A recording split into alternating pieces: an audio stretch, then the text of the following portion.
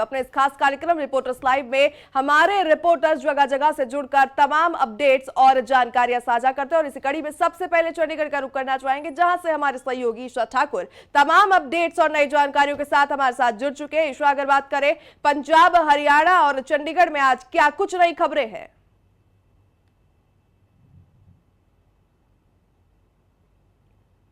अगर पंजाब के लिहाज से बात करें तो बहुत बड़ी खबर देखिए इस वक्त पंजाब से आ रही है। जिस तरीके से पंजाब में बैक टू बैक बीती रात हो चुके हैं, कानून व्यवस्था को लेकर विपक्ष बड़े यहाँ पर हैं। सबसे पहले देखिए चौक बीएसएफ हेडक्वार्टर के बाहर एक बड़ा ब्लास्ट वहां पर हुआ है। बीती रात करीब 8 बजे की ये घटना है। उसके बाद रात करीब 11 बजे अमृतसर के आर्मी कैंट के बाहर एक ब्लास्ट हुआ है।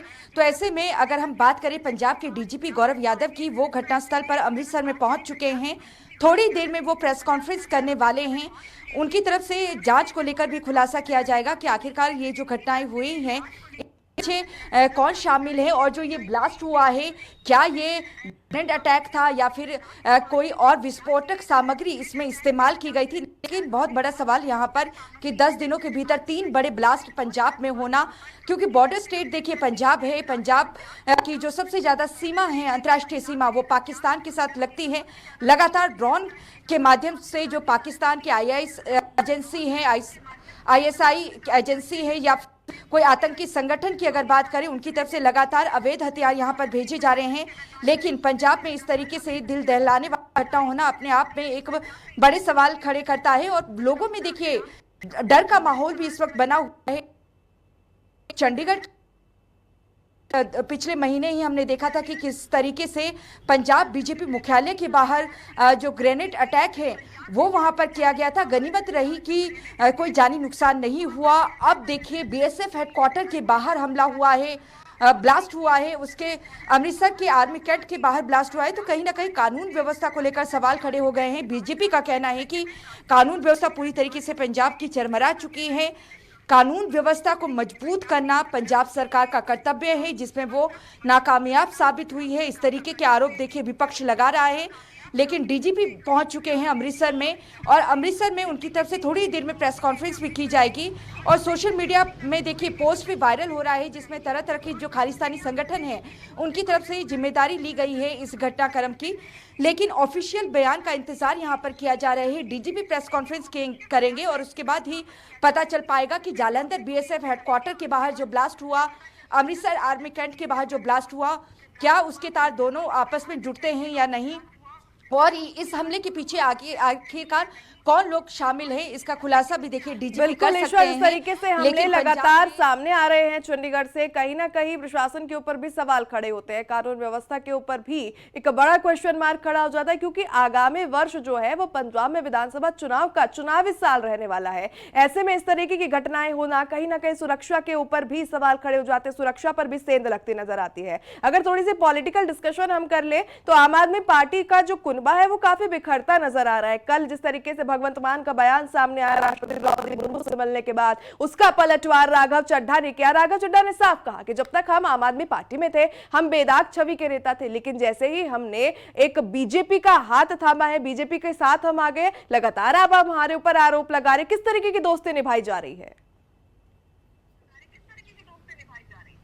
बिल्कुल देखिए पंजाब के मुख्यमंत्री भगवंत मान की तरफ से देखिए आज से शुक्राना यात्रा भी पंजाब में निकाली जा रही है। 4 दिनों की ये यात्रा रहेगी 6 से 9 मई तक। लेकिन बीते कल जिस तरीके से पंजाब के मुख्यमंत्री सभी विधायकों को लेकर दिल्ली पहुंचे थे, राष्ट्रपति से उन्होंने मुलाकात की। उनसे पहले राघव चड्ढा जो कि अब बीजेपी के राज्यसभा सांसद हो गए हैं, उनके साथ पंजाब से 3 अन्य सांसद जो आम आदमी पार्टी में थे अब बीजेपी में आ चुके हैं, उन्होंने भी मुलाकात की। चाहे आप राजेंद्र गुप्ता की बात कर लीजिए, क्योंकि उनके ग्रुप जो उनका ग्रुप है उस पर भी छापेमारी रेड हुई है। इसके अलावा अशोक मित्तल की अगर बात करें वो भी मौजूद थे। लेकिन राघव चड्ढा की बात करें, उनका कहना है कि जिस तरीके से संदीप पाठक को लेकर खबरें चलाई गई कि उन पर एफआईआर दर्ज हुई है, तो ऐसे में राघव चड्ढा का ये भी कहना था कि आने वाले दिनों में हो सकता है कि उनके ऊपर भी मामले दर्ज करवाई जाए और बदलाखोरी की भावना से सरकार इस तरीके की कार्रवाई कर रही है। इस तरीके के आरोप राघव चड्ढा के हैं। राघव चड्ढा और संदीप पाठक ये दो मुख्य नेता हैं पंजाब से, जिन्होंने पूरी रणनीति बनाई थी पंजाब विधानसभा 2022 में किस तरीके से चुनाव लड़ना है, किसको टिकट दी जानी है, किस तरीके से आम आदमी पार्टी को आगे बढ़ना है। लेकिन अब दोनों ही नेता देखिए बीजेपी में जा चुके हैं, तो आम आदमी पार्टी को इसका नुकसान आने वाले समय में हो सकता है। लेकिन एक एक करके राज्यसभा सांसदों पर भी मान सरकार कहीं ना कहीं शिकंजा कसने की कोशिश यहां पर कर रही है। मामला देखिए राष्ट्रपति तक पहुंचा हुआ है।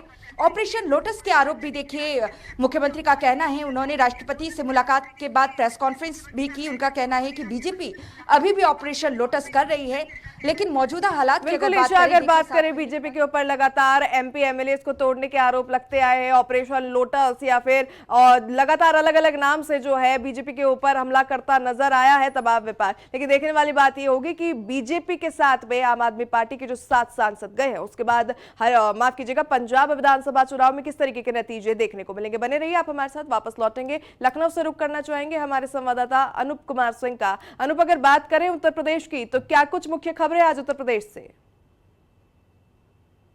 बंगाल में जिस तरीके से राजनीतिक घटनाक्रम बदल रहा है उसको लेकर उत्तर प्रदेश की राजधानी लखनऊ में भी बड़ी चर्चाएं तेज हैं, क्योंकि जिस तरीके से कल ममता बनर्जी पूर्व मुख्यमंत्री कह सकते हैं क्योंकि अभी उन्होंने इस्तीफा दिया नहीं है, इस वजह से उनका इस्तीफा ना देने का जो बयान आया उसके बाद पूरे देश में तमाम राज्यों में चर्चा है। उसी प्रकार से लखनऊ में काफी चर्चा का विषय है। थोड़ी देर बाद 12:30 बजे के आसपास अखिलेश यादव समाजवादी पार्टी के राष्ट्रीय अध्यक्ष हैं, वो प्रेस कॉन्फ्रेंस करेंगे और जानकारी ये मिल रही है प्रेस कॉन्फ्रेंस के बाद अखिलेश यादव पश्चिम बंगाल जा सकते हैं, ममता बनर्जी से मुलाकात कर सकते हैं। इस राजनीतिक घटनाक्रम को लेकर के उनको हौसला बढ़ाएंगे और इस मामले में उनके साथ में होंगे। बिल्कुल अनूप, देखने वाली बात ये हो गई है बंगाल विधानसभा चुनाव के जब से परिणाम आए हैं कि जो विपक्ष टूटा हुआ था, जो इंडी गठबंधन बिखरा पड़ा था, वो अब एकजुट होता नजर आ रहा है। जहां कांग्रेस अलग से तमाम सीटों पर 293 सीटों पर अपने दम पे चुनाव लड़ी, वही कांग्रेस आज जब कल पश्चिम बंगाल की मुख्यमंत्री ममता बनर्जी का बयान देखने को मिला तो उन्होंने कहा हम सब एक है। तो क्या बीजेपी को हराने के लिए विपक्ष जो कभी एक दूसरे को देखना भी पसंद नहीं करता था, आज एक साथ आ गए हैं? बिल्कुल सही बात है। हालांकि अब विपक्ष के सामने कोई रास्ता भी नहीं है, क्योंकि जिस तरीके से पश्चिम बंगाल में आपने देखा किस तरीके से भारतीय जनता पार्टी की प्रचंड बहुमत से सरकार बनने जा रही है और वहां पर अब कहीं न कहीं संवैधानिक जो संकट वहां पर आ चुका है, क्योंकि धारा 164 क्या कहती है, किस तरीके से क्या राज्यपाल का हस्तक्षेप होगा या फिर किस तरीके से वहां पर सरकार का गठन होगा, अभी फिलहाल इस पे कहना मुश्किल होगा, क्योंकि जल्दबाजी भी होगी। क्या मामला सुप्रीम कोर्ट में जाएगा, तमाम रास्ते खुले हैं भारतीय जनता पार्टी के सामने। बिल्कुल देखने वाली बात ये होगी कि बंगाल चुनाव का जो कुछ भी परिणाम आया है, 27 की चुनावी बिसात वो किस तरीके से बिछाता नजर आएगा। हालांकि सीएम योगी की बात करें, 22 विधानसभा रैली उन्होंने की, उनमें से 19 में जो है जीत दर्ज हुई है। बने रहिए, वापस आपके पास लौटेंगे। एक बार फिर से उपेंद्र सिंह राणा के पास जाना चाहेंगे। हमारे सहयोगी देहरादून से हमारे साथ उपेंद्र जुड़ चुके हैं, उनका रुख करना चाहेंगे। देवभूमि की अगर बात करें उपेंद्र, तो क्या कुछ नई खबरें हैं? क्योंकि चारधाम यात्रा का अगर हम विशेष जिक्र करें तो लगातार नए रिकॉर्ड्स वहां पे जो यात्रियों की संख्या पहुंच रही है वो स्थापित करती नजर आ रही है।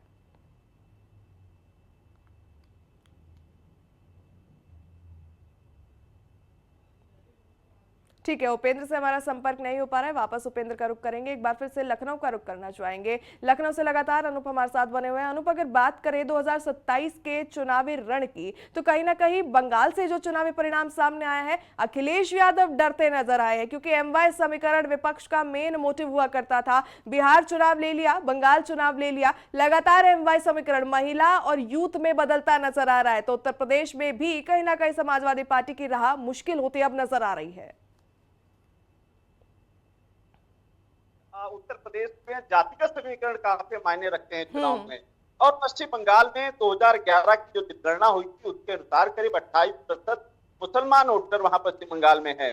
वर्तमान की ओर बात करें, करीब 30 से 32% मुसलमान वोटर पश्चिम बंगाल में है। वहां पर भारतीय जनता पार्टी की इतनी प्रचंड बहुमत से सरकार बनना, यानी कहीं न कहीं उसका असर उत्तर प्रदेश में देखने को मिल सकता है। उत्तर प्रदेश में जातिगत समीकरण की बात करें तो करीब 53% के आसपास ओबीसी यानी सभी जो जाति मिला करके हैं वो उत्तर प्रदेश की राजनीति में कहीं ना कहीं भागीदारी रहती है। और इसी की वजह से अखिलेश यादव का जो नारा है वो पीडीए दिया था, अगला पिछड़ा ये सब मिला करके जो दिया था नारा, उसको लेकर के उसी रास्ते पे चल रहे हैं। लेकिन पश्चिम बंगाल की जिस तरीके से चुनावी परिणाम आए हैं वो बेहद चौंकाने वाले हैं और विपक्ष को संकट में भी डालने वाले हैं। अब यही वजह है कि विपक्ष में खलबली करना, इस तरीके से राजनीतिक समीकरण बदलना, अखिलेश यादव को पश्चिम बंगाल की तरफ रुख करना, वहां पर ममता बनर्जी से मुलाकात करना। हालांकि चुनाव में दौरा करने वहां अखिलेश यादव नहीं पहुंच पाए थे। क्या राजनीतिक समीकरण थे ये अखिलेश यादव ही बता सकते हैं। लेकिन इसके पश्चिम बंगाल के बाद जब बारी उत्तर प्रदेश की है, क्योंकि 2027 में चुनाव होने हैं, तो सरकार के योगी सरकार के 4 साल हो चुके हैं, 5वां साल यानी चुनावी साल कहा जाता है। ऐसे में सभी पॉलिटिकल पार्टियां चुनाव की तैयारी कर रही हैं, अपने संगठन को मजबूत करने के लिए लगातार प्रयास कर रही। तमाम नेताओं को तोड़-फोड़ की राजनीति शुरू हो चुकी है, क्योंकि तमाम नेता कई पार्टियों में शामिल भी हो रहे हैं। निश्चित रूप से विपक्ष की खलबली भी यहाँ पर वाजिब भी है, क्योंकि जिस तरीके से बिल्कुल अनूप, अगर बात करें तो लगातार जिस तरीके से बंगाल का परिणाम सामने आया उसके बाद विपक्षी पार्टियां, इंडी गठबंधन जो है मजबूत होता नजर आ रहा है। लेकिन सवाल ये भी खड़ा होता है कि जिस राज्यों में आप जीतते हैं वहां पर किसी भी तरीके की जो है प्रॉब्लम नहीं होती, लेकिन जहां आप हार जाते हैं वहां पर आप ईवीएम, चुनाव आयोग और वोट चोरी के मुद्दे का राग अलापना शुरू कर देते हैं। 27 के चुनाव में भी इसी तरीके के कुछ ना कुछ ब्याज जो है लगती नजर आ रही है। तरीके से इस आगामी चुनाव को या फिर ममता बनर्जी का चुनाव हुआ उसमें यहाँ पर वोट चोरी से लगा करके तमाम गंभीर आरोप लगाए गए। यहाँ तक कि जो संवैधानिक संगठन है या कह सकते हैं कि चुनाव आयोग पर भी तमाम आरोप लगे। बिल्कुल, चुनाव आयोग के ऊपर सवाल निशान खड़ा करना बिल्कुल भी संवैधानिक तरीका नहीं है। वापस आपके पास लौटेंगे, उपेंद्र का एक बार फिर से रुख करना चाहेंगे देहरादून से। उपेंद्र, आवाज मिल पा रही है आपको मेरी? बिल्कुल बिल्कुल उपेंद्र, ऐसे में देवभूमि से आज क्या कुछ नया अपडेट?